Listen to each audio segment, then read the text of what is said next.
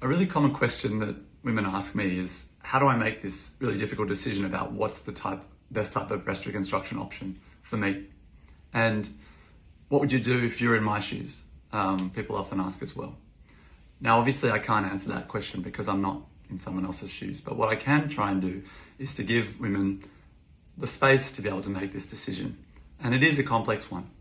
And so what I mean by space is that you don't have to make this decision the first time you meet me, or even the second time, or even the third time. There is no time limit, obviously, other than needing to get rid of any cancerous cells and things. But in terms of what will my final reconstruction be, we have options and we have the ability to spread that out over some time. I would say use that time to speak to multiple different people. People who have lived experience of the process is probably the best source of information that you can get. And while I have some experience, I haven't had the DIEP flap surgery myself. And so I would say the best people to speak to are people that have had the operation from the surgeon you're thinking about going with, because the internet has all sorts of anecdotes about women who've had tram flap or DIEP flap surgery. They may have resemble you in no way, shape or form. And so while their experience may be somewhat useful, a much better plan would be to speak to women who look like you, who have the same type of body, same type of breasts and the same sort of goals. And we can try to help you to find women like that. We've got a number of different women who are happy to speak to patients that were in the same shoes as them, and they remember what it was like to be trying to make these difficult decisions. And so a lot of our patients find extreme comfort from having these conversations and actually develop friendships with women that they meet through this process. And so speaking to someone with lived experience is really important. But you may also not feel comfortable to pick up the phone and call a stranger and ask them personal questions. So what I might suggest in that circumstance is reading some of the things that these patients have written about their experience. And we have a little compendium that we can share with you of some of those journal entries from women who, like you, have faced this same difficult dilemma. The final thing I would recommend in terms of thinking about what is the best decision for me is to take yourself 5 years from now or 10 years from now and imagine how you want to be living your life at that time. Because when faced with a cancer diagnosis, a lot of women focus really on the short term. They're thinking just what's one foot in front of the next, because that's what they need to do to get through such a difficult process.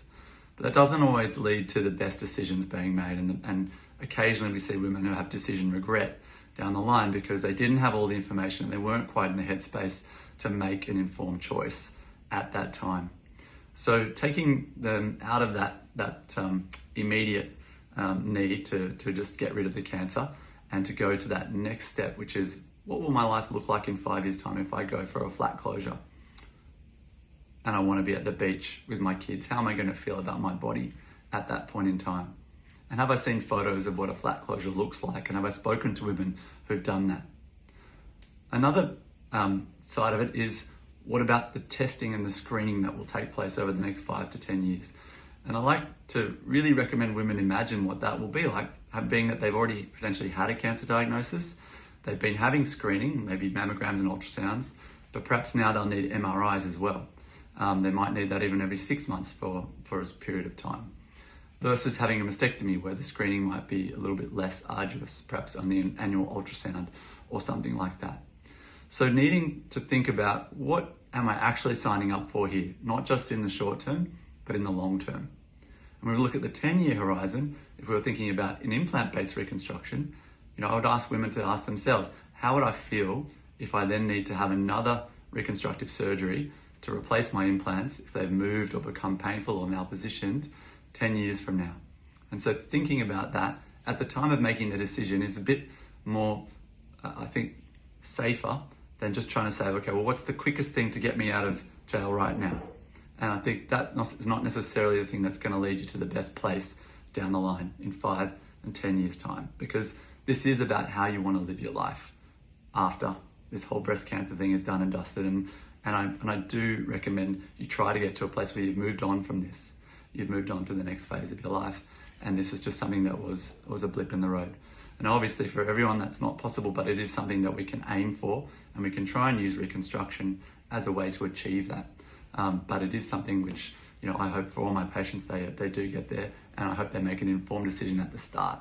And so these are useful, hopefully useful things that people can try to do to make sure they make the decision that's right for them. I hope you found that helpful.